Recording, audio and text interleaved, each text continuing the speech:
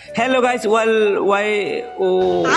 যাই হোক আর কি আমার চ্যানেলে তোমাদেরকে স্বাগতম। তো গাইস আজকেও একটা ব্লগ নিয়ে চলে আসলাম। তো এই ব্লগে আমি কি কি করি তোমাদেরকে ওটা দেখাবো, আর লাস্টে আমার সঙ্গে কি হয় ওটাও তোমাদের দেখাবো। তো প্রথমে আমি এইখান থেকে ভিডিওর জন্য কয়েকটা মাল নিয়ে চলে গেলাম বাড়ির ওইদিকে যাচ্ছি গাইস। বাড়ির ওইদিকে গিয়ে এখন ভিডিও শুট স্টার্ট করবো, কারণ 2 দিন ধরে ভিডিও শুট স্টার্ট করা হয়নি, ভিডিও হয়নি আমাদের। ঠিক আছে সামারিয়া। তো এই খাবারগুলো দিয়ে মূলত আমাদের ভিডিওটা হবে। জীবনও তো এতগুলো খাবার একসঙ্গে দেখিনি, তো ভিডিও বানাবো আজকে এতগুলো খাবার দিয়ে। তো চলো ভিডিও বানা যাক। আর যাচ্ছি আমি কোন দিক দিয়ে তোমরা একটু দেখো। আর গাইস ভিডিও শেষে আমার সঙ্গে কি হলো ওটা দেখার জন্য ফুল ব্লগটা দেখো। আর এখানে আসতে আমি দেখতে পেলাম এখানে ভিডিও বানার জন্য এরা দাঁড়িয়ে আছে।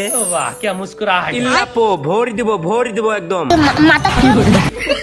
আর গাইস আমরা এখন বেশি দেরি করব না, আমরা ভিডিও শুট স্টার্ট করে দেবো। তো তোমাদের সঙ্গে দেখা হচ্ছে ভিডিও শুটের পরে, ঠিক আছে?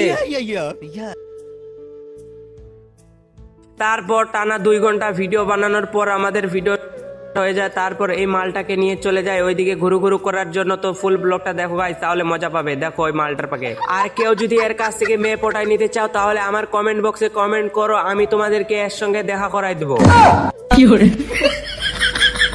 তো আমরা এখন যাব কুরুম। ওই যাই হোক গাইস, জায়গাটার নাম মনে পড়ছে না, সেটা বড় বিষয় না। এখন যাব আমরা বাজারে ঘুরু করার জন্য, কারণ জায়গাটার নাম তো আমার মনে পড়ছে না।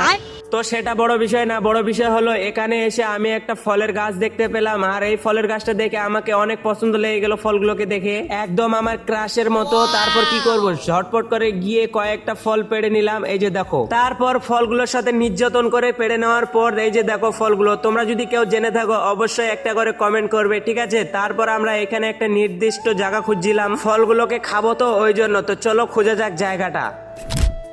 আর তার কয়েক বছর পর এই জায়গাটা আমার পছন্দ হয়ে গেল। তো এই জায়গাটায় আমি এখন ফলটা খাবো, আর ফলটা খেয়ে তোমাদেরকে বলবো যে ফলটার কেমন টেস্ট।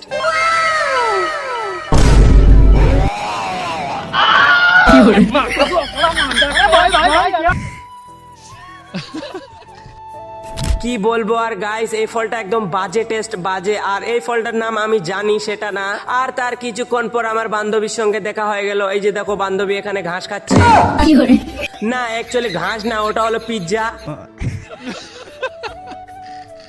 তো আমার বান্ধবী পিৎজা খাচ্ছে, তো আমি গেলাম, আমি গিয়ে একটু চাইলাম, তো আমাকে দিল না, বলছে ভাগ এখান থেকে, তোকে দিব না। তো তারপর আমি জোর জবরদস্তি নিতে গেলাম, তারপরে আমাকে ভয় দেখিয়ে ভাগাই দিল এখান থেকে।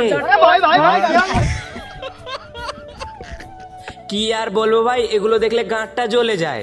তারপরে আর কি করবো, এই জায়গাটায় অনেক বাতাস করছিল, ওই জন্য আমি আমার লুঙ্গিটাকে সামাল করছিলাম। আর এই জায়গায় অনেকক্ষণ ধরে দাঁড়িয়ে থাকার পর চলে গেলাম আমরা বাইতে। তো গাইস আমার এই ব্লগটা তোমাদের কাছে আমার দ্বারা আর হচ্ছে না, যাও তোমরা বাইরে যাও।